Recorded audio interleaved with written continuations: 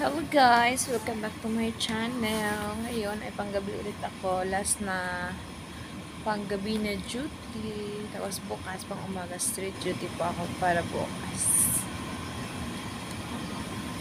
Tumambay muna ako dito kasi kakapasok lang. Natapos lang ng break nila. So, dito na naman ako ngayon sa labas. Medyo malamig na kasi nga November. Mapit na yung Pasko. Bukas, pang morning ako. Kamusta naman kayo dyan?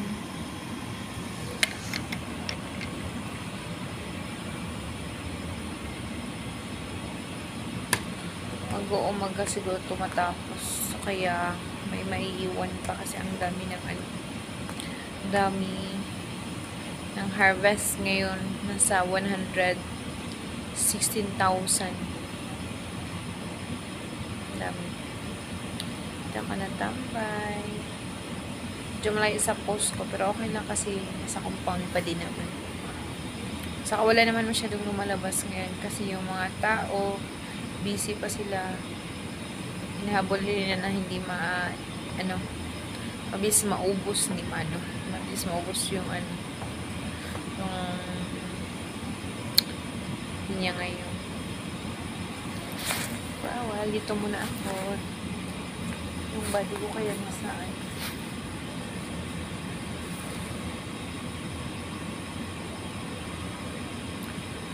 Ay. Ang hirap ng buhay. Sa umaga nag-aaral, sa gabi nagtatrabaho. Sa klapes. Ang likod ko.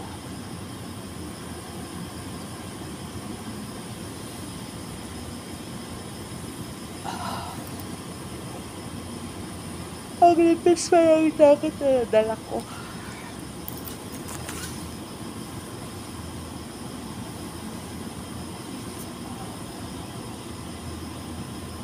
Ang likod ko. Basta malamig. Ang likod ko talaga sobrang masakit.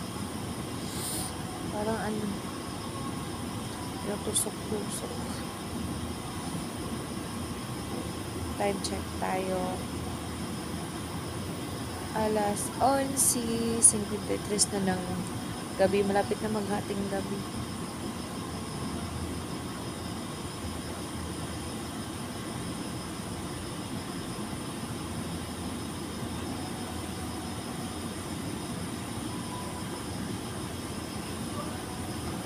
Sakit talaga ng likod.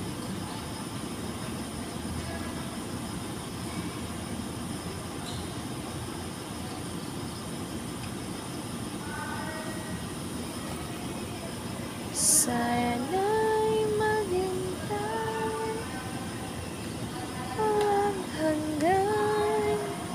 Sana yung iyong paglingap ay muli ko magisnan.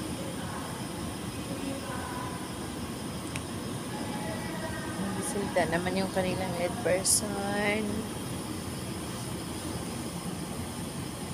Tulog naman ako kanina mga 1 hour.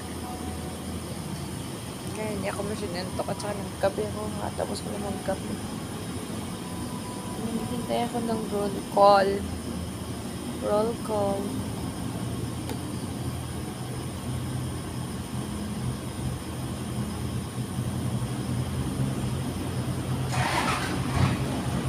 Naaabanti na yung isang truck. Ayan, naaabanti na yan. Para unloadan ng pinya.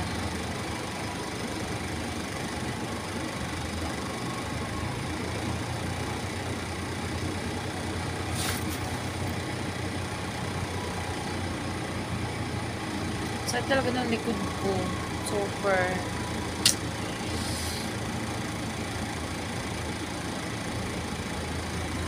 Wala ka rin namang makakausap kasi yung mga tao na sa loob lahat ng plantation.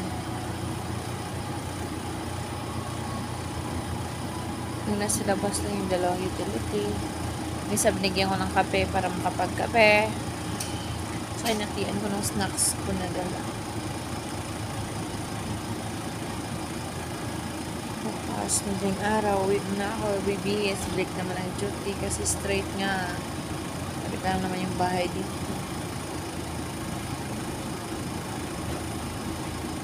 Bago umaga.